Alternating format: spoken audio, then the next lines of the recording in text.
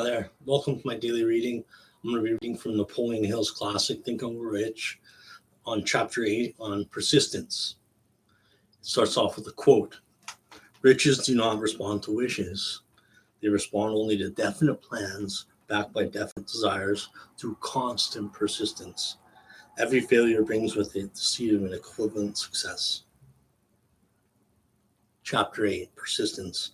The sustained effort necessary to induce faith. The eighth step to riches.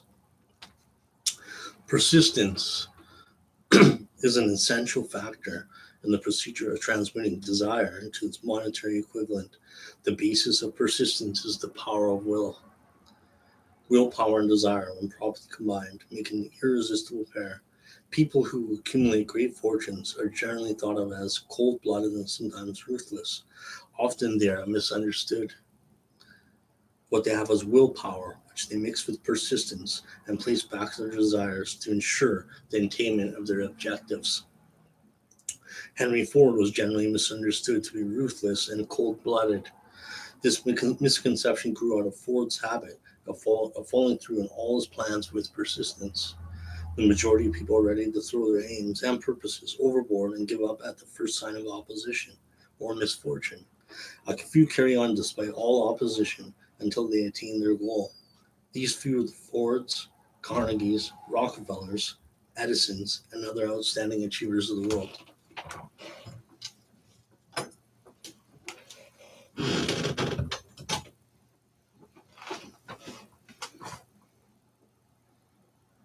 There may be no heroic connotation to the word persistence, but the qualities to a person's character what carbon is to steel. The building of a fortune generally involves the application of the entire 13 principles of the Thinking and Grow Rich philosophy. These principles must be understood. They must be applied with persistence by all who would accumulate money. If you're following this book with the intention of applying the knowledge it conveys, your first test as your persistence will come when you begin to take the 6 actions described in chapter 1.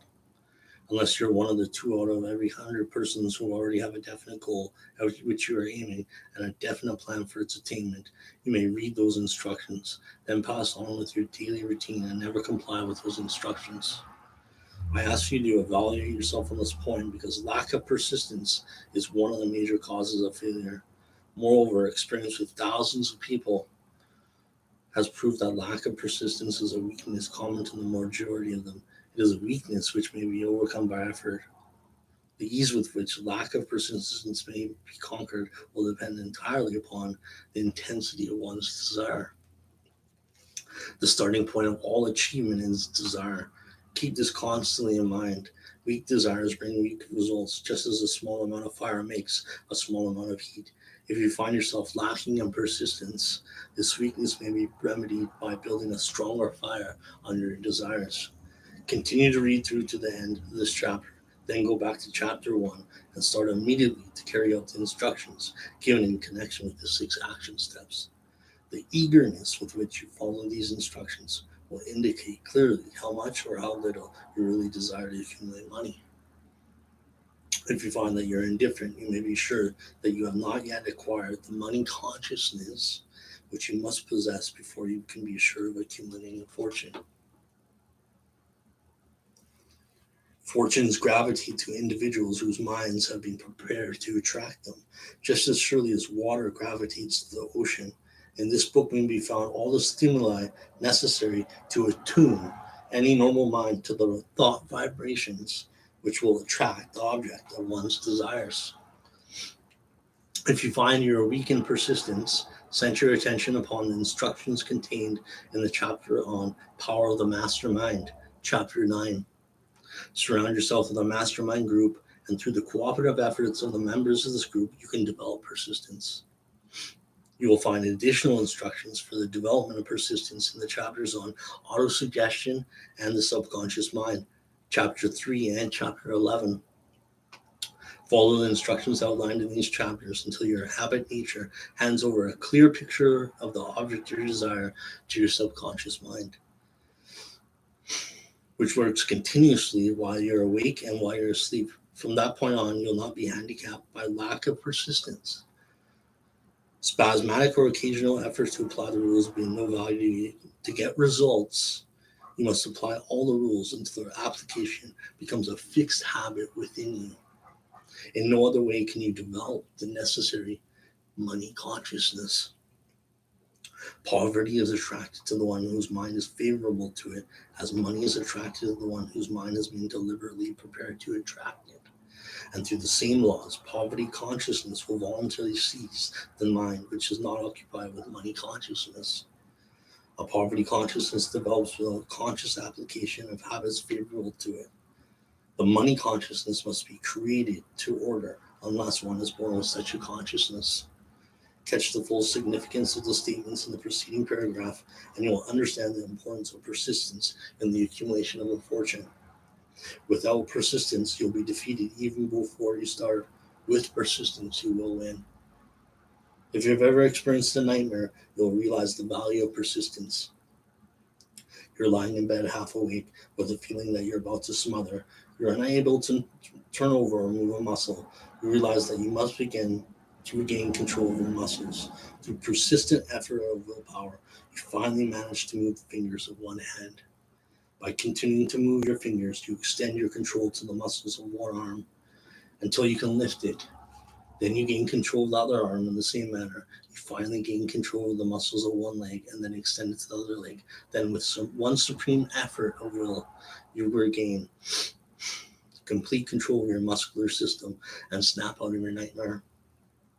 The trick has been turned step by step. You may find it necessary to snap out of your mental inertia through a similar procedure, moving slowly at first, then increasing your speed until you gain complete control of your will. Be persistent, no matter how slowly you may at first have to move. With persistence will come success. If you select your mastermind group with care, you'll have at least one person who will aid you in the development of persistence. Some individuals who have accumulated great fortunes did so because of necessity. They developed the habit of persistence because they were so closely driven by circumstances that they had to become persistent. There's no substitute for persistence. It cannot be supplanted by any other quality. Remember this, and it'll hearten you in the beginning when the going may seem difficult and slow. Those who have cultivated the habit of persistence seems to enjoy insurance against failure. No matter how many times they are defeated, they finally arrive at the top of the ladder. Sometimes it appears that they have a hidden guide whose duty is to test them through all sorts of discouraging experiences. Those who pick themselves up after defeat and keep on trying arrive, and the world cries, "Bravo, I knew you could do it." The hidden guide lets no one enjoy great achievement without passing the persistence test. Those who can't take it simply do not make the grade. Those who can take it are bountifully rewarded for their persistence. They receive as their compensation whatever goal they are pursuing. That is not all. They receive something infinitely more important than material compensation, the knowledge that every failure brings with it the seed of an equivalent advantage. There are exceptions to this rule. A few people know from experience the soundness of persistence. They are the ones who have not accepted defeat as being anything more than temporary. They are the ones whose desires are so persistently applied that defeat is finally changing into victory. We who stand on the sidelines of life see the overwhelmingly large number who would go down in defeat, never to rise again. We see the few who take the punishment of defeat as an urge to greater effort. These fortunately never learn to accept life's reverse gear. But what we do not see, what most of us never suspected as existing, is the silent but irresistible power which comes to the rescue of those who fight on in the face of discouragement. If we speak of this power at all, we call it persistence. And let it go at that. One thing we all know, if one does not possess persistence, one does not achieve noteworthy success in any calling. As these lines are being written, I look up from my work and see before me, less than a block away, the great mysterious Broadway of New York, the graveyard of dead hopes, and the front porch of opportunity.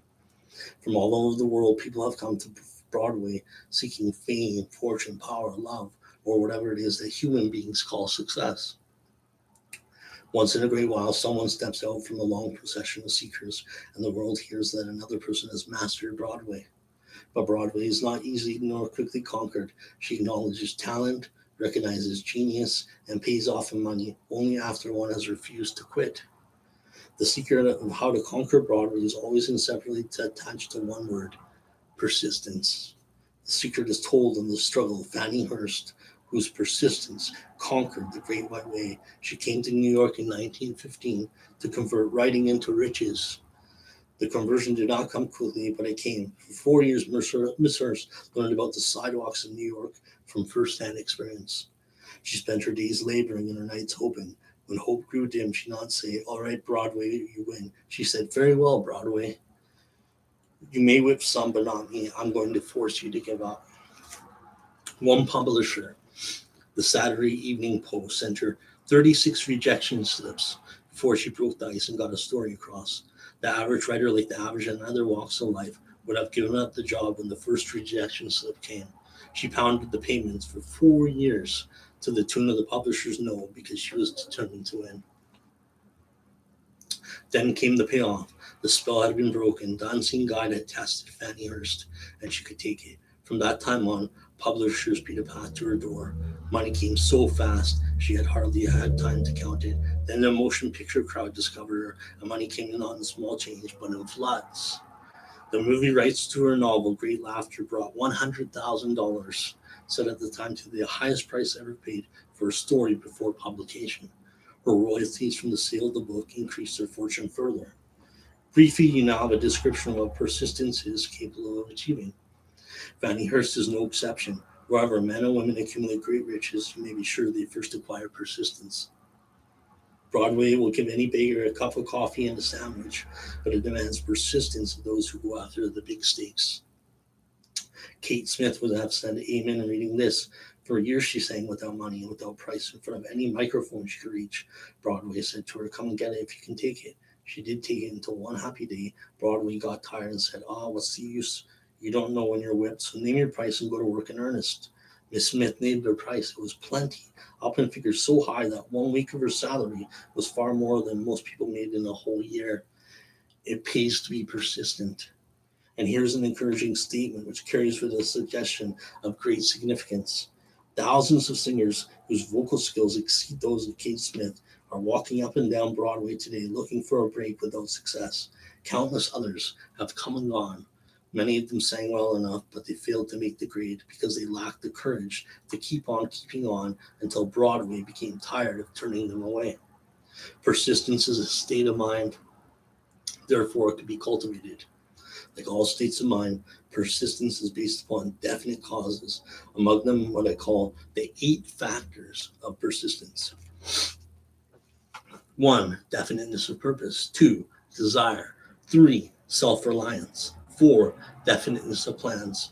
5, accurate knowledge. 6, cooperation. 7, willpower. And 8, habit. Persistence is the direct result of habit.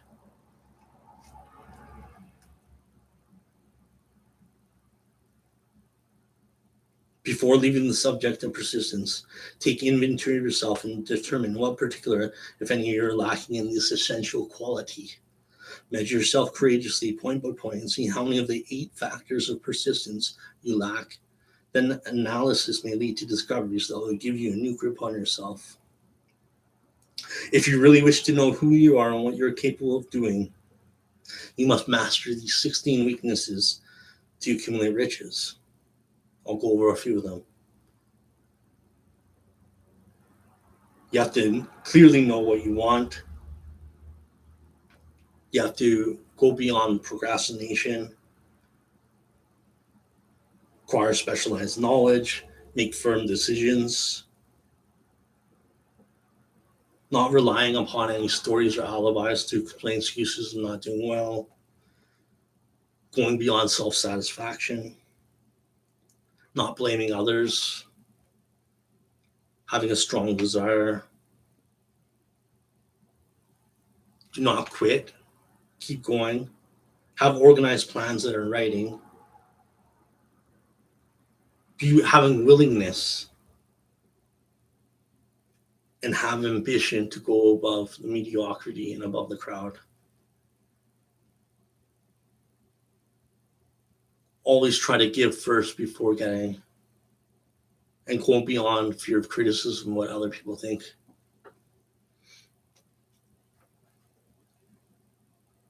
The majority of people permit relatives, friends, and the public at large to influence them that they cannot live their own lives because they fear criticism.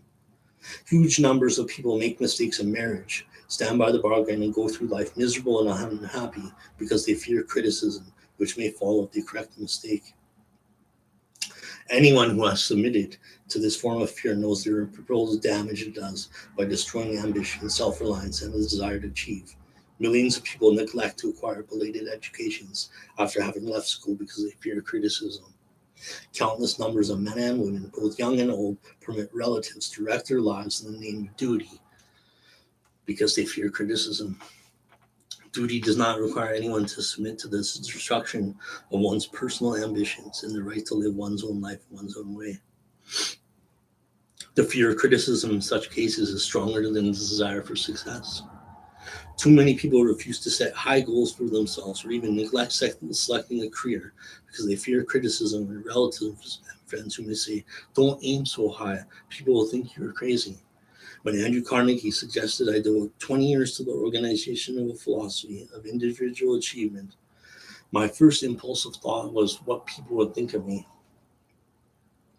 I had fears of what people might think. Something inside me said, "Oh, you cannot do it. The job is too big, requires too much time. What will your relatives and family think of you? Remember your humble birth. What do you know about philosophy? People will think you're crazy," and they did. Why has some other person done this before now? And these and many other questions flashed into my mind and demanded attention. It seemed as if the whole world had suddenly turned its attention to me with the purpose of ridiculing me into giving up all desire to carry out Mr. Carnegie's suggestion. I had a final opportunity then and there to kill off ambition before it gained control over me. Later in life, after having analyzed thousands of people, I discovered that most ideals are stillborn and need the breath of life injected into them through definite plans of immediate action. The time to nurse an idea at the time of its birth, every minute it lives gives it a better chance of surviving. Many people believe that material success is the result of favorable breaks. There's some element of truth in the belief, but people who depend entirely upon luck are nearly always disappointed because they overlook another important factor which must be present before one can be sure of success. It is the knowledge with which favorable breaks can be made to order. During the Depression, W.C. Fields, the comedian, lost all his money and found himself without income, without a job, and with his means of earning a living made obsolete. Moreover, he was past the age of 60, the age when many people consider themselves old. He was so eager to stage a comeback that he offered to work without pay in new field movies. In addition to his other troubles, he fell and injured his neck. To many, that would have been the place to give up and quit. But Fields was persistent. He knew that if he carried on, he would get the break sooner or later, and he did get them, but not by chance. Marie Dressler found herself down and out with her money gone with no job when she was about 60. She too went after the breaks and got them.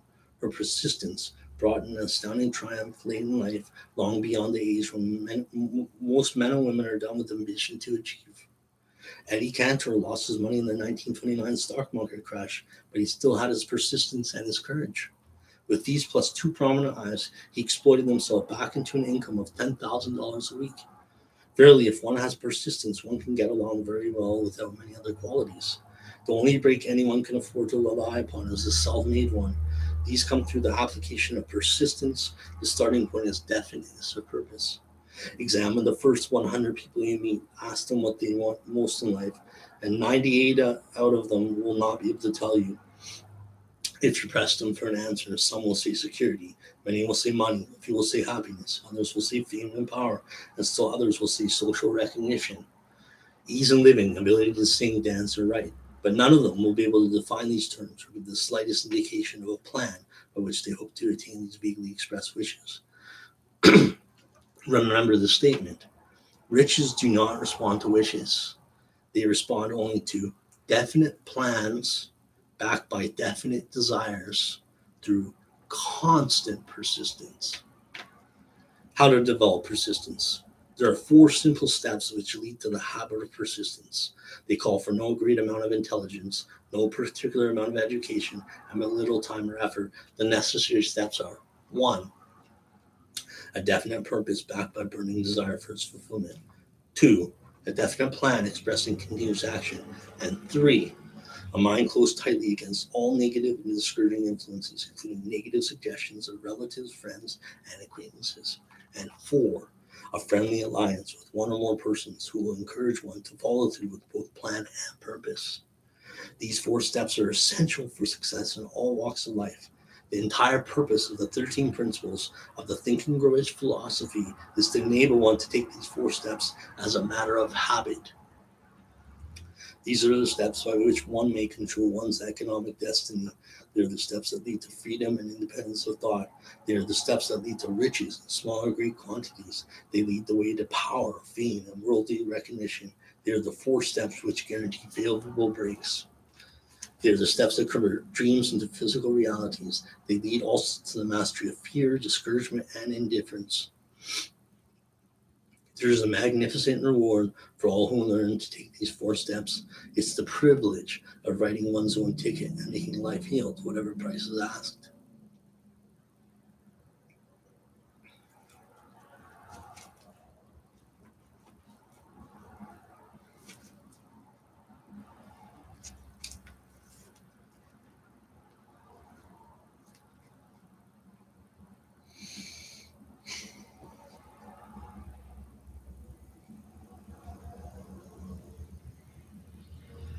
Most of the world today would applaud the Duke of Windsor and Wallace Simpson because of their persistence in searching until they found life's greatest reward. All of us can profit by following their example in our search for that which we demand of life. What mystical power gives to people of persistence the capacity to master difficulties? Does the quality of persistence set up in one's mind some form of spiritual, mental, or chemical activity which gives one access to supernatural forces? Does infinite intelligence throw itself on the side of the person who still fights on after the battle has been lost, with the whole world on the opposing side?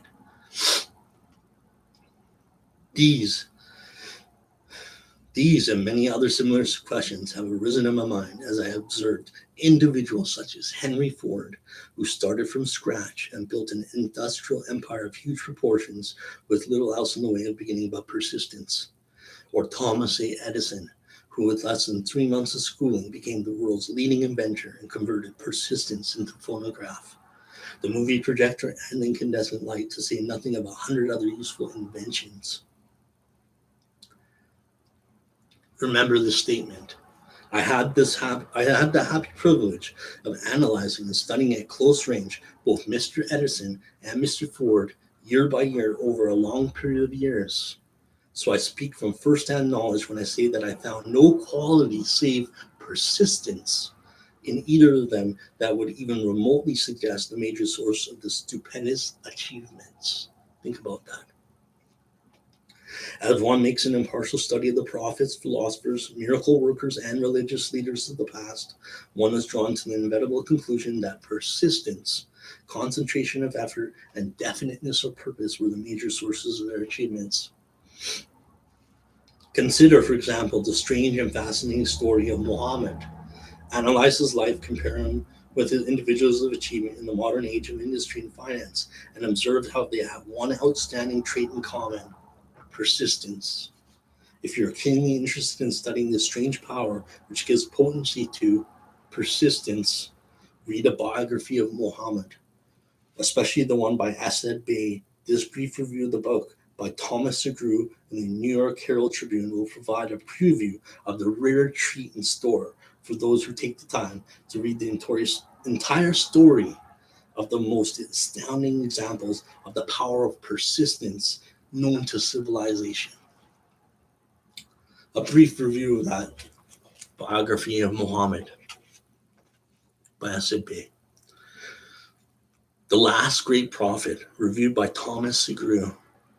Muhammad was a prophet, but he never performed a miracle. He was not a mystic. He had no formal schooling, and he did not begin his mission until he was 40. When he announced that he was the messenger of God, bringing word of the true religion, he was ridiculed and labeled a lunatic. He was banished from his native city, Mecca, and his followers were restripped of their worldly goods and sent into the desert after him. When he had been preaching for 10 years, he had nothing to show for it but banishment, poverty, and ridicule. Yet before another 10 years had passed, he was ruler of Mecca and the head of the New World religion, which was to sweep the Danube and the Pyrenees before exhausting the impetus he gave it. The impetus was threefold: the power of words, the efficiency of prayer, and man's kinship with God. His career never made sense. Muhammad was born to impoverished members of a leading family of Mecca. Because Mecca, the crossroads of the world, home of the magic stone called the Kaaba, great city of trade and the center of trade routes, was unsanitary. Its children were sent to be raised in the desert by Bedouins. Muhammad was thus nurtured, drawing strength and health from the milk of noble, vicarious mothers.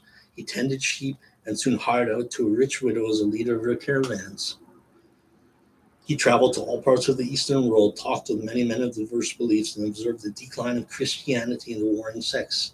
When he was 28, Khadijah, the widow, looked upon him with favor and married him. For the next 12 years, Muhammad lived as a rich and respected and very shrewd trader. Then he took to wandering in the desert, and one day he returned with the first verse of the Quran and told Khadijah that the archangel Gabriel had appeared to him and said that he was to be the messenger of God. The Quran, the revealed word of God, was the closest thing to a miracle in Muhammad's life. He had not been a poet, he had no gift of words, yet the verses of the Quran, as he received them and recited them to the faithful, were better than any verses which the professional poets of the tribes could produce. This to the Arabs was a miracle. To them, the gift of words was the greatest gift. The poet was all powerful. In addition, the Quran said that all men were equal before God, that the world should be a democratic state, Islam. It was this political heresy plus Muhammad's desire to destroy all the 360 idols in the courtyard of the Kaaba, which brought about his banishment. The idols brought the desert tribes to Mecca, and that meant trade. So the businessmen of Mecca, the capitalists of which he had been one, set upon Muhammad. Then he retreated to the desert and demanded sovereignty over the world. The rise of Islam began. Out of the desert came a flame which would not be extinguished, a democratic army fighting as a unit and prepared to die without wincing. Muhammad had invited the Jews and Christians to join him, for he was not building a new religion. He was calling on all who believed in one God to join in a single faith. If the Jews and Christians had accepted his invitation, Islam would have conquered the world. They didn't. They would not even accept Muhammad's innovation of humane warfare. When the armies of the Prophet entered Jerusalem, not a single person was killed because of his faith. When the Crusaders entered the city centuries later, not a Muslim man, woman, or child was spared. But the Christians did accept one Muslim idea, the place of learning, the university. Religious visionaries such as Muhammad, business leaders such as Thomas Edison, Henry Ford, and Andrew Carnegie, political leaders such as Samuel Adams, entertainers such as Fannie Hurst, Kate Smith, and W.C. Fields, cosmopolites such as Wallace Simpson and the Duke of Windsor, no matter what their walk of life, individuals such as these in all eras of human history have demonstrated the tremendous power of the eighth step to riches: persistence, sustained effort in the face of all odds and all adversity. Persistence creates faith, and faith is the only known antidote for failure. It is the starting point of all the accumulation of riches, and it is the only agency through which one can tap the force of infinite intelligence. Great power can be accumulated through no other principle than that of the mastermind. Remember this: persistence creates faith. From faith comes power, and power is essential for success in the accumulation of money. Remember this statement too from the beginning quote of the chapter: riches do not respond to wishes, they respond only to definite plans backed by definite desires through constant persistence. I've been reading chapter 8, Persistence, the sustained effort necessary to induce faith, the eighth step to riches.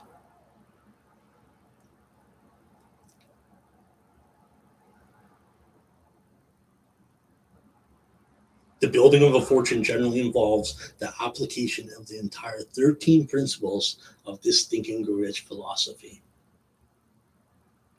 Willpower and mixed with persistence,